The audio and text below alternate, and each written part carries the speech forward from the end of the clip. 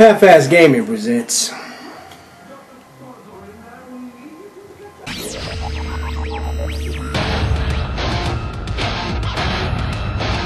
Transformers, defenders of truth, robots who fight in disguise.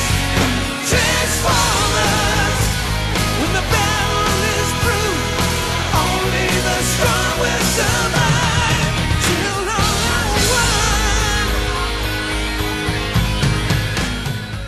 Transformers in games seem to have a bad mojo to them.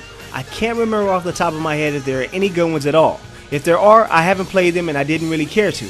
Now with the rapid escalation of Transformer popularity, it seems that Activision is pumping out games to match. This game was developed by High Moon Studios, which is known for making The Bourne Conspiracy and Dark Watch. Could Transformers War for Cybertron be a breakout game for the studio and a rejuvenation for the series?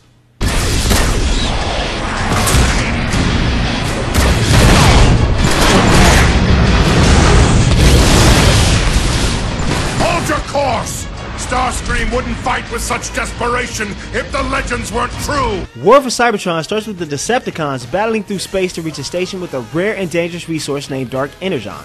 When Megatron arrives, he is warned by the Guardian of the station that the substance cannot be controlled. Megatron, not being a big listener, decides to continue on his tirade of reaching the Energon and destroying anyone who gets in his way. When he finally reaches his goal, Megatron comes into direct contact with the Dark Energon and absorbs it into his body. He becomes more powerful than ever, but still seeks to gather the resources with the help of Starscream. Now the Autobots must defeat Megatron and stop him from creating more Dark Energon.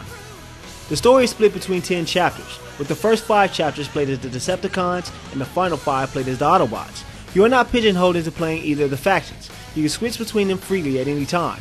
The only difference is that you'll see things a lot later in the game if you choose the Autobots before the Decepticons. What makes you think you can control the Dark Energon when no one else has ever been able to? Only the strong are worthy of such a weapon, Barricade. I am the strongest. And do not question me again! The voice work is pretty top notch too, especially in the way that the Decepticons seem to banter back and forth with each other. You'll think you're watching a cartoon come to life at some point. And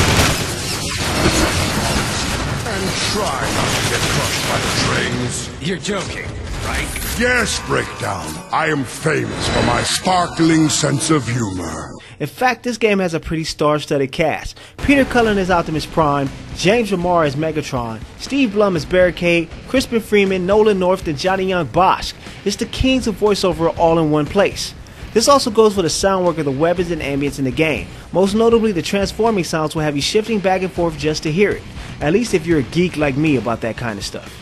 Great! The Decepticons are locking down! I can bring this kid, Optimus. You're about to find out. Kablam! Now the visuals in this game are actually gorgeous. It owes it all to the Unreal Engine. The Autobots and Decepticons look amazing and have small details like scratches on their plated bodies. This also goes with the environments in the game. Aside from a few indoor avenues that can get repetitive, a good assortment of the environments are enthralling to see. And that's not even mentioning the transforming from vehicle to robot and back again. It's always awesome to see your jet flying, shooting, and transform and immediately hammer someone in the face in a smooth transition.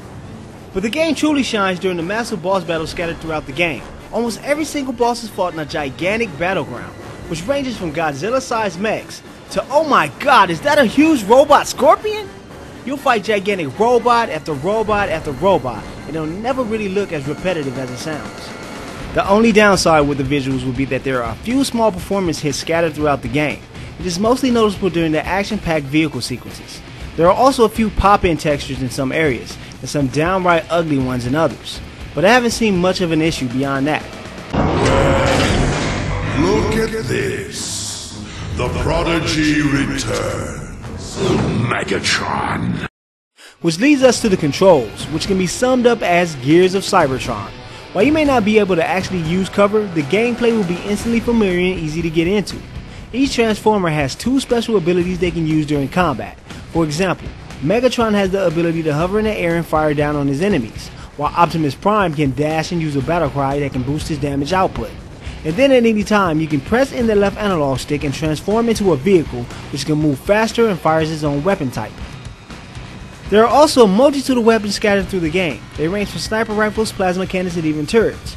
The main issue I have with the guns is the lack of actual ammunition to go inside them, especially during the boss fights. I find myself scrambling all over the place looking for bullets because my Transformers gun could hold less bullets than most humans in similar games.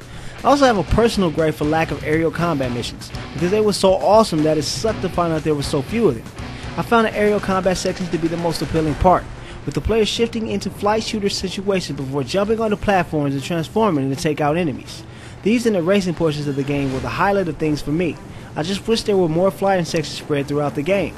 It also helps that the AI is usually on its A game, with the regular soldiers that can be dispatched in 2 or more shots, to brutes, stealthers, etc. The enemies will probably try to flank you, bomb you, or try to snipe you from above. They do a good job of being aggressive and keeping you on your toes, and on higher levels of difficulty you can find yourself a pretty good challenge of just trying to stay alive. But what really shines in War of Cybertron is that the entire campaign can be played with 2 other players online. That's not including the standard multiplayer modes or the escalation mode, which is the Transformers version of Horde mode. So you get a fun single player experience to go along with some nice multiplayer, which bumps this game up to a buy for anyone and not just fans of the series. The campaign should take about 10 to 12 hours for casual players and 6 to 8 for a hardcore player. So all in all, Transformers has exceeded expectations of this gamer and earns a grade of B+ from Half-Ass Gaming. Autobots, roll out!